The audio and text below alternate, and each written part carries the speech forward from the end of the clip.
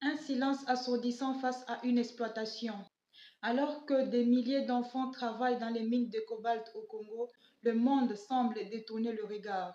Les images des crises en Ukraine, en Irak, en Syrie, à Gaza, en Afghanistan, au Yémen et dans d'autres régions du monde occupent les premières pages, provoquant un élan de solidarité internationale. Mais peu de voix s'élèvent pour ces jeunes vies sacrifiées dans les mines africaines. Enfant dont le dur labeur est invisible, malgré son rôle crucial dans la fabrication de nos téléphones, nos ordinateurs, nos batteries. Rappelons-nous que le Congo produit près de 70% de cobalt mondial. Le cobalt, un minerai extrait par des enfants dans des conditions inhumaines.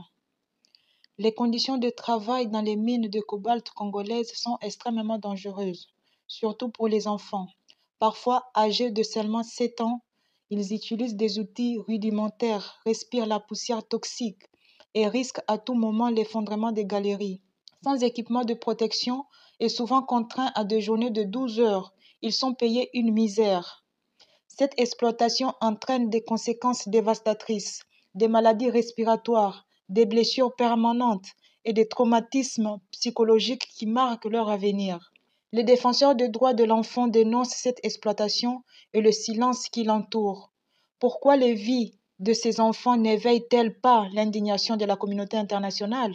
Est-ce que parce que leur travail alimente directement la demande mondiale en cobalt essentielle à notre confort technologique? Cette question dérange, mais elle révèle une vérité amère.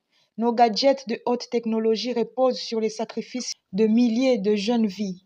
Il est urgent que la communauté internationale et les grandes entreprises prennent leurs responsabilités pour que plus aucun enfant ne soit contraint de risquer sa vie dans les mines.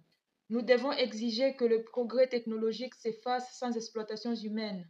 Chaque enfant, qu'il soit congolais ou d'ailleurs, mérite un avenir sans violence, sans privation et sans ces sacrifices humains pour le confort des autres.